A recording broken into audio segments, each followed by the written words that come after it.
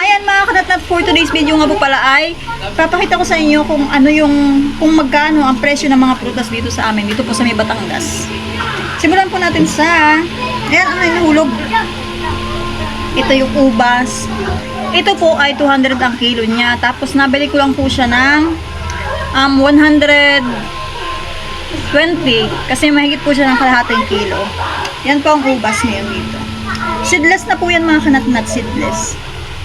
Ayan, then ubas tayo. Dito naman tayo sa suha.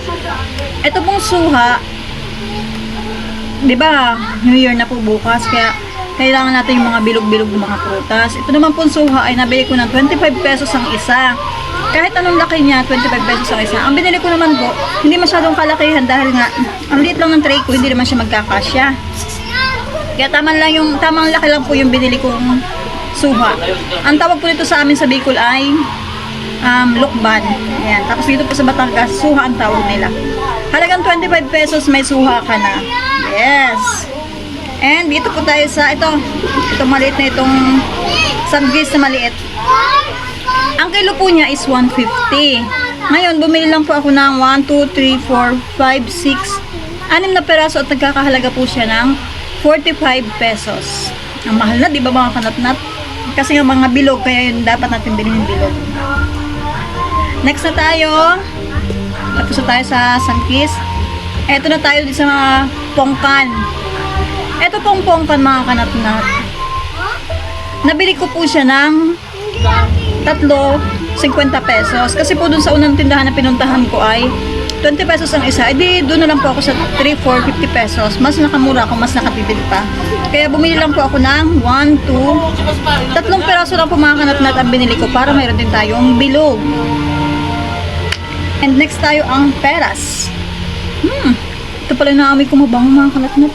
Ang bango. Ang peras po ay nagkakahalaga ng 20 pesos din po yung isa kasi hindi naman po siya kalakihan.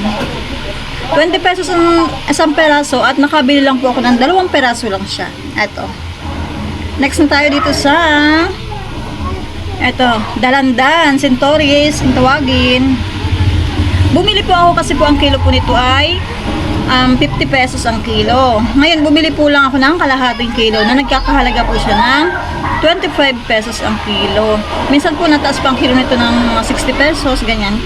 Kalahating kilo lang po yung binili ko kasi hindi na nga po magkakasya sa tray natin kasi maliit lang yung tray ko. Hindi na po bumili ng bagong tray kasi okay na po yan. Wala tayong budget. Low budget tayo. Yan. Halagang 25 pesos ay may kalahating kilong centauris ka na. Next, dito naman po tayo sa lime. Ang lemon po ay 20 pesos.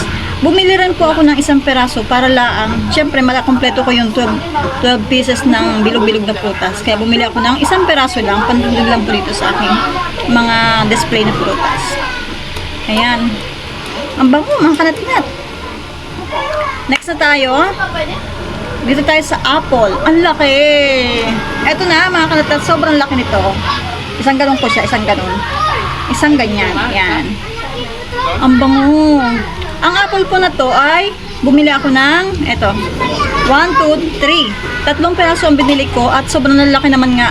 Ang isang peraso po niya ay nagkakahalaga ng 40 pesos dahil mahilig naman ang mga anak ko sa apple.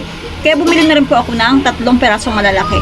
40 pesos ang isa kaya nagkahalaga po siya ng 120 itong 3. Ayan. Ano bango? Next, dito tayo sa is 1. Etong ano ito? Melon. Nakalimutan ko. Melon. Napakabangong melon at napakasarap po itong mukbangin. Ito po mga kanatnat, ginagawa ko itong juice pagkatapos ng ganitong New Year, di ba? Natitira itong mga prutas na malalaki. Ginagawa ko siyang juice, tinitempla ko siya, nalagyan ko ng gatas, ng ice, ayun. Yun yung po ginagawa ko dito. Pinakayod ko yan. Ito po ay nagkakahalaga ng 60 pesos po. Itong isang peraso kasi medyo malaki naman siya. Ayan, 60 pesos. Next natin ang pinya. Ang pinya pong ito ay nagkakahalaga po ng 100 pesos. 120 nga po ang benta sa akin at tinawaran ko na nga lang siya. Sabi ko, madami naman kayong kuya ng paninda na pinya at saka New Year naman. Baka naman. Sa halip na 120 ay binigay sa atin ng 100 pesos. Ayan ang pinya. At ito ng last one.